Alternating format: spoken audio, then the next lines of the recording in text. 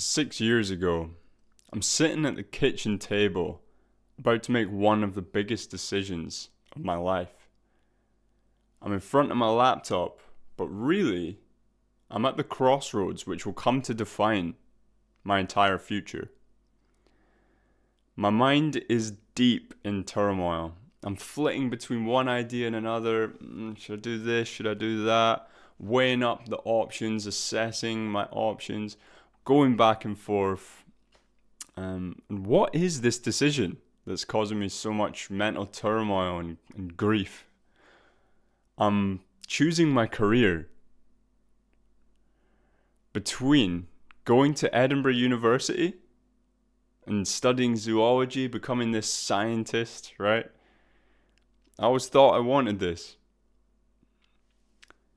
Or am I going to go to Sound Engineering College at Glenrothes, right? And if you know the difference between Edinburgh and Glenrothes, there's a reason you've heard of Edinburgh and you've not heard of Glenrothes, right? So, in reality, what I'm doing here is I'm choosing between living a life of purpose, pursuing my genuine curiosity and passion, or living the life that society has deemed I should lead. A life chosen for me instead of by me. Just 6 months before this, I'm in the living room and I'm surrounded by this bright, colourful atmosphere. There's lights flashing, going red, green, orange, blue. There's decorations all around this room. And it's just this warm atmosphere. The fire's on, wrapping paper all over the ground. There's presents being opened. It's Christmas Day, right? And this should be a happy moment. But this was actually the day I received the worst phone call of my life. So the phone rings. And my mum goes over to answer it. We know what's coming. We know what this phone call is. And I just see her face change. And before she said a word, I knew what it was. My dad had died that day, Christmas Day. So one life had ended, but actually another life had just begun. Because one of those presents was an acoustic guitar, right? And this would be my first guitar. So as one life ended, another began. This was a gentle nudge towards living a life of purpose and meaning, pursuing my curiosity and passion of becoming a musician. This was the greatest gift he could have given me. So now I'm back in the kitchen, weighing up my options, assessing it. Oh, do I go to uni? Should I become this scientist or should I become a musician? I make the call. I'm going to be responsible for my own destiny. I'm going to choose and forge my own path. I'm going to live a life of purpose. If you do not choose a specific life for yourself, your life will be chosen for you. Finish school, go to uni, study for 4, 5, 6 years, get a good job, watch the TV, play your video games, settle down, have some kids, repeat until buried. You need to find your purpose, a just cause worth striving for, worth fighting for. This is one of the most important things you will do in your life, and it's what I want to help you do with this video. The difference between living a life of purpose or just simply following the masses and living like a glorified sheep cannot be understated. This is your life's work. This is huge, okay? Do you want to build your own dream follow your own curiosities or build someone else's? In my opinion, there are only two choices in life, really. You either accept your current situation and begin the descent and decline into monotony and mediocrity, or you kick against the pricks, right? You accept the growing pains which come with actualizing your potential and fighting against what society wants for you. You know you have this potential inside, and you should try with all of your might to become the person you know that you can be. You'll know from physics, right, that every action has an equal and opposite reaction. And the same is true in life and with pursuing your work.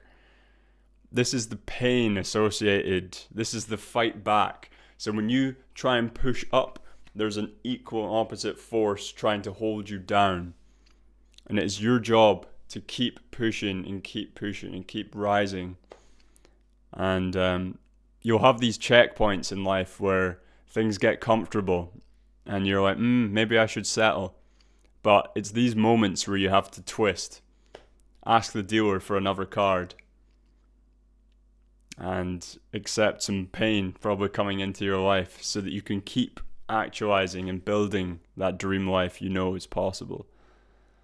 If this was easy, living a life of purpose and pursuing your curiosities, everyone would be doing it. This is actually an advantage for you. If you can learn to accept the pain, accept the struggle, you will create a beautiful life for yourself because no one else is willing to do it. Would you rather look back on your life wondering, what could have been? Imagine if I'd just done it. What if I went for that opportunity? What if I really gave it a good go? Or do you want to look back and say to yourself, wow, you gave it a good shot, mate. You really went for it. You fucking went for it, mate. I did all I could to live the best life that I could imagine for myself. Imagine looking back on your life like that. How happy you'd be. How fulfilled you'd be. Knowing you gave it a good shot. I want to help you in this video see the meaning in creative work and pursuing a life as a creative, as a musician, as a producer, whatever. I want to help you dedicate your life to a just cause, something worth fighting for, pursuing your genuine curiosities and passions. Everyone has the potential to do this. Use your strengths, use your individuality, your unique set of skills and strengths, and your own curiosities and passions are unique to you. Only you can actualize them. You have a duty to do this. So I've recently just reconnected, rediscovered my purpose. I never lost it, but yeah, through a lot of deep introspection, reading, listening to podcasts, a lot of really good resources, which I'll share in this video, I've really connected with it, really got it. And I'd like to share with you what I've learned. So I'll just mention what it is for me, right? So I want to help people actualize their potential as creatives and to help them bring about a greater amount of harmony into this world. And what I mean by harmony is it's an allusion to music, obviously, but I mean just a greater sense of harmony, that we're all moving together in the right direction. Now, this is ultimately probably unattainable, but that's how it should be, right?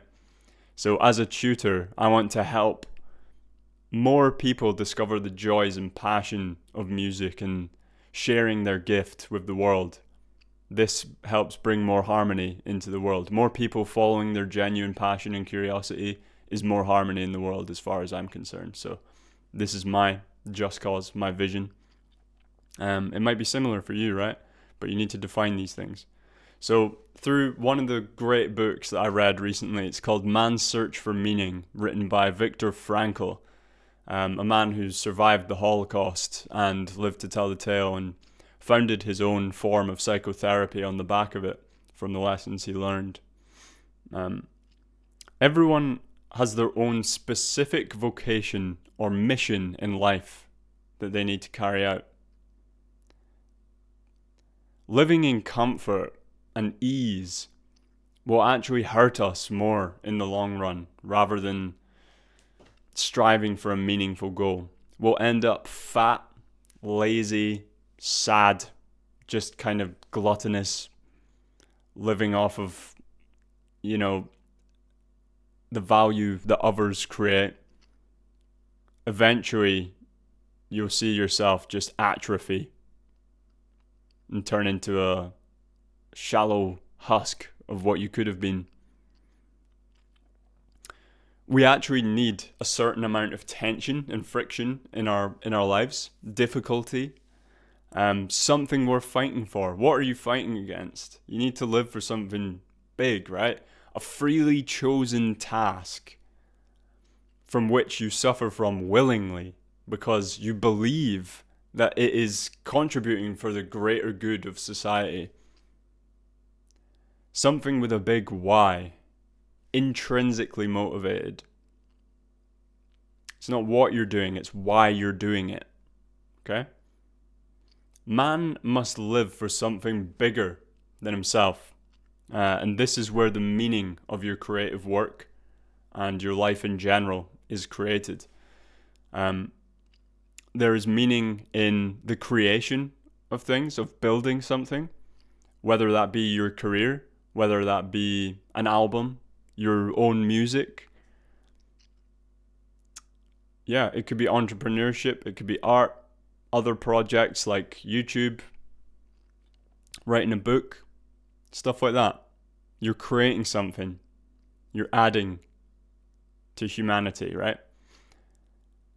There is meaning in living for someone else, in love, in creating a family. That's also building something, right? But living for someone else, having people depend on you, and living for the love of another person. There's meaning in that. And there's meaning in suffering through unchangeable circumstances. So for Viktor Frankl, he noticed that the people who survived the Nazi Holocaust in Auschwitz were the people who had a why, the people who had a reason to keep going on. And for some, that was simply just to keep going, just to suffer through the Holocaust, and there's meaning in that. You can find meaning in that. But the people who maybe like, oh, I have kids in America, they're going to be fine, I need to live for them. It's stuff like this, right? You need to have something worth living for. And this can be the creation of your art. Absolutely.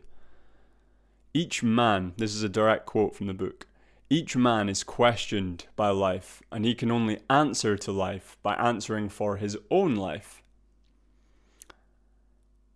To life, he can only respond by being responsible.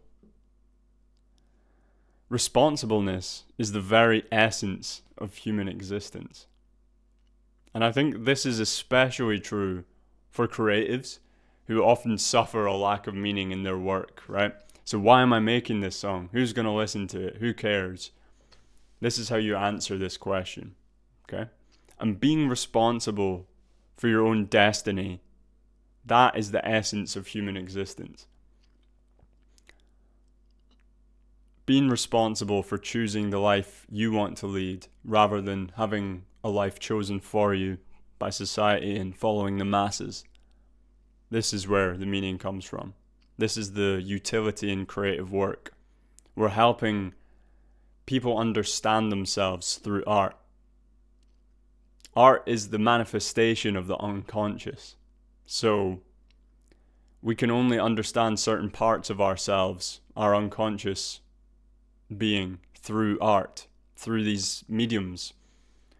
You'll notice sometimes like a piece of art or a piece of music, it might not be saying anything in particular, but for some reason it just strikes that chord within you, and it helps you find something that you wouldn't have found otherwise. This is the utility of art. It creates greater harmony within ourselves. Okay? So suffering ceases to be suffering as soon as it finds a meaning. So let's find some meaning, okay? How do you find this purpose, this sense of meaning? Viktor Frankl, in his book Man's Search for Meaning, which I'm taking a lot of inspiration from this video, he mentions to live life as if it's your second time around and you're about to make the same mistake you did the first time around. So how are you going to make up for that mistake? So for me, it would have been choosing zoology over sound engineering. But I chose to live as if it was my second time around, and I went for it. And I'm currently going for it. I'm trying to become a pro as a musician. In fact, I have become a pro now. I'm officially a music tutor. My YouTube channel is doing okay. You know, I've got a couple subs now. More than just like my mum and a couple mates watching the videos. So things are starting to roll, right? I'm building momentum. I'm starting to create my album, my first original songs. And I'm now finding the meaning in it as well. So I want to help you do that. Live as if it's your second time around, right? Try that. Whenever you're about to make a decision, think about it in terms of that. Am I making this decision for me or for someone else? There's great value in that. You need to journal.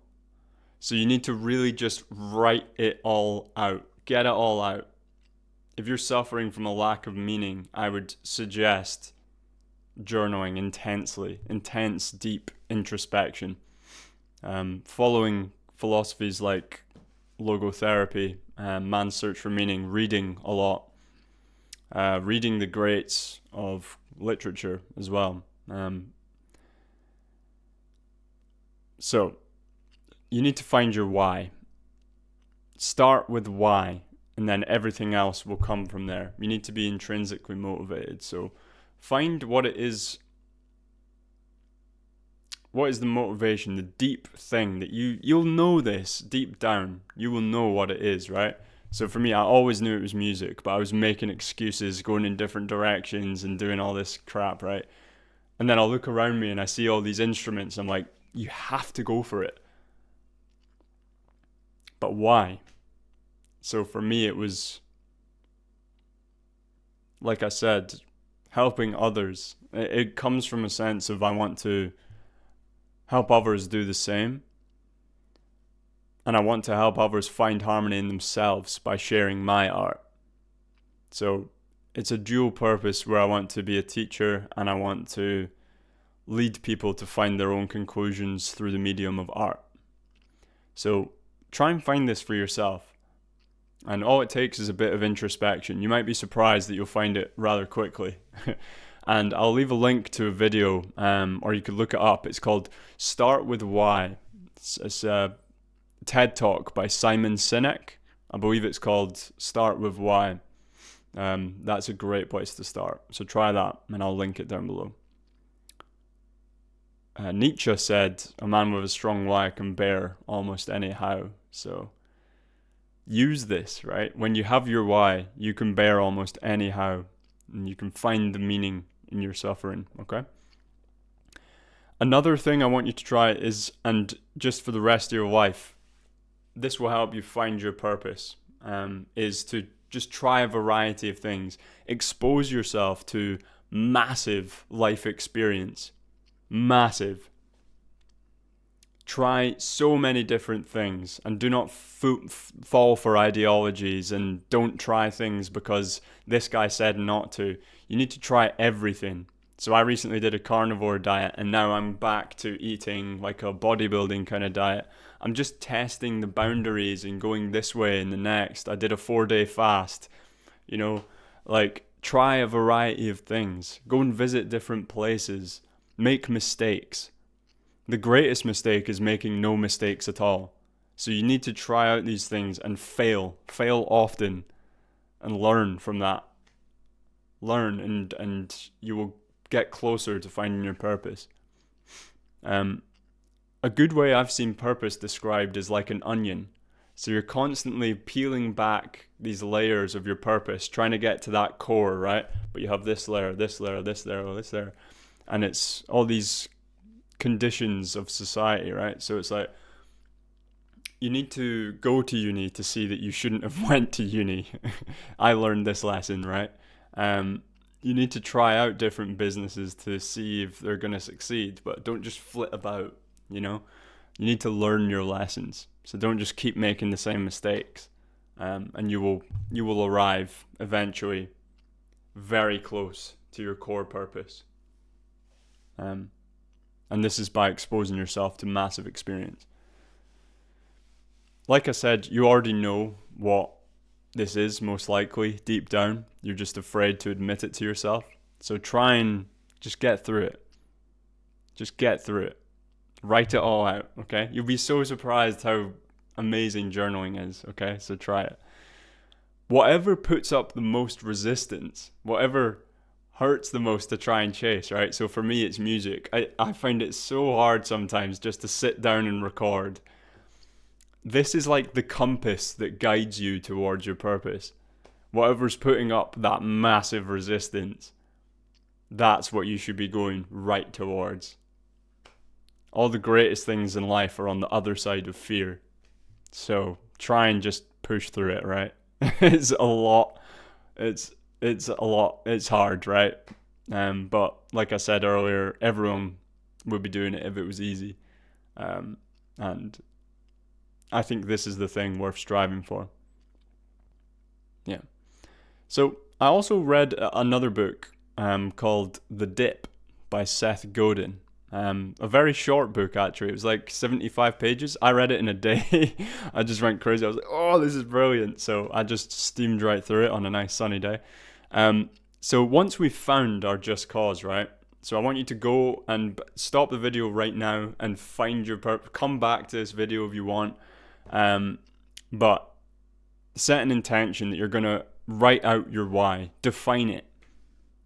And then once you've found it, your just cause, the thing worth fighting for. Now you need to dedicate yourself to it wholeheartedly. And in this book of The Dip, he goes over the concept of being the best in the world, okay? So you now have to dedicate yourself to being number one in that field, okay? In the world. But being the best in the world is an overwhelming kind of idea, right? So he explains it as your world can be smaller, right? So it doesn't have to be the entire fucking world, like, oh, you're the greatest singer-songwriter of all time ever, right? It's a good goal to strive for, but I think something that's easier to work towards, and then you have checkpoints, right? So let's say I want to be the number one in the world musician and producer in my local area, right? And then once I've done that, I can move up and I can go in my country, and then it's like in the UK, and then it's in the English speaking world, in the world, you know? But this is, I'll just tell you a quick story, right? So my mate Fraser, who's subscribed to this channel, hope you're watching, bro. This is a nice little call out for you, nice little shout out, my mate Fraser. So he loves this band called Tempest, right? And to him, that band Tempest, they're an Australian band, they are the best in the world.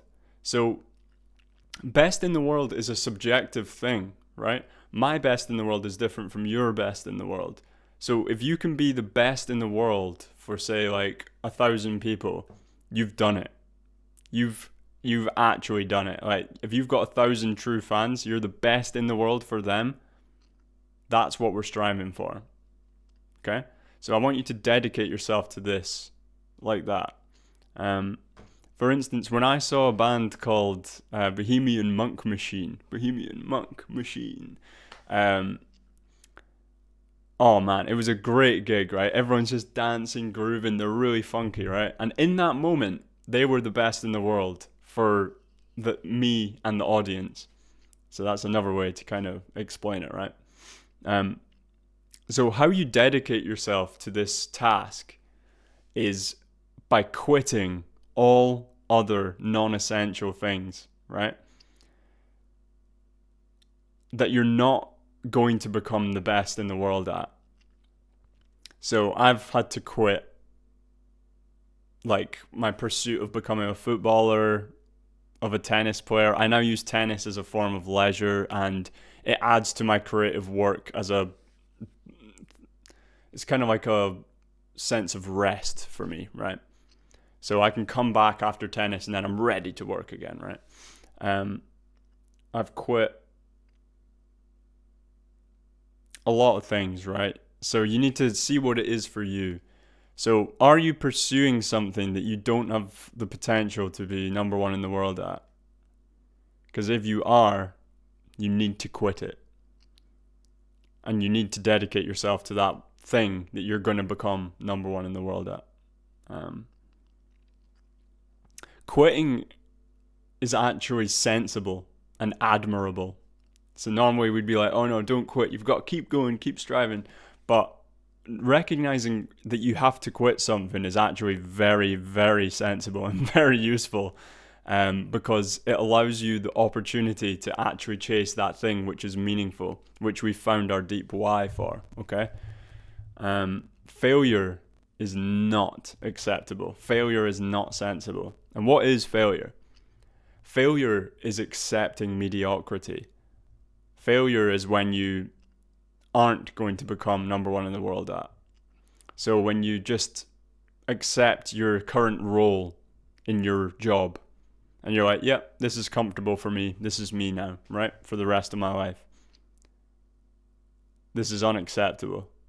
And it's keeping you from being who you should be. It's keeping you from actualizing your potential as a human being. So find those things that you need to quit as well.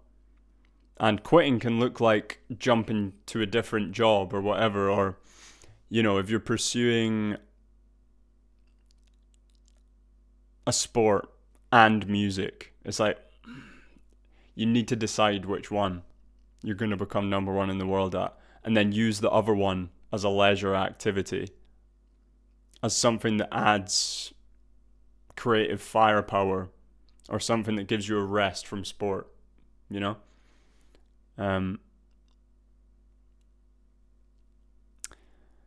So remember that there is value in rest. So when you quit something, you don't have to quit it like 100%, but use it as something that adds to the thing that you're trying to become number one in the world at.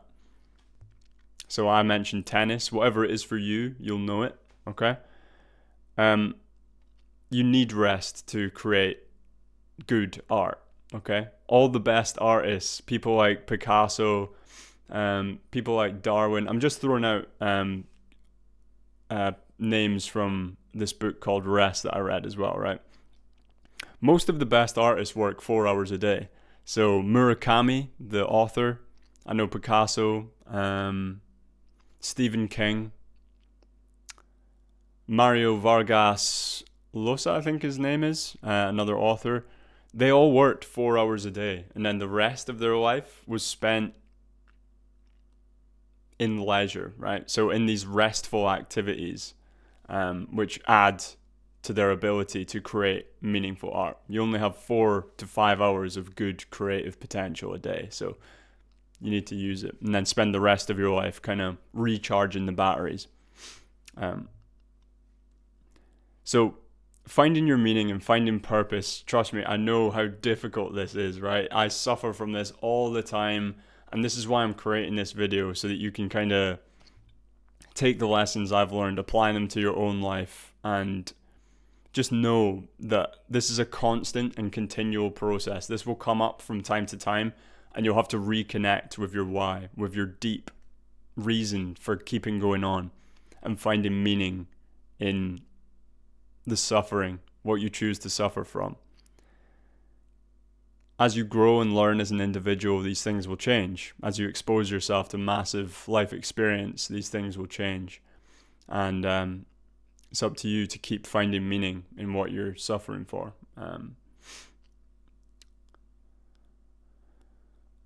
Remember, you have plenty of time. You have so much time. Don't let society rush you and make you think that you're not far enough in life yet. You have plenty of time, okay? Just remember that. Don't succumb to the comparisons of other people and to self-doubt, thinking you're not worthy. You are worthy. And your art is worthwhile. People need to hear it. People need to see it. So please, do what you can. The time will never be perfect, so create today. I'll leave you on that. If you have meaning, you need nothing else. So if you enjoy content like this and you like this video, please leave a like, comment, whatever you like, and I'm happy to get back to you as soon as I can. If you like content like this, subscribe, consider all that good stuff, and I hope you have a good day. Take care.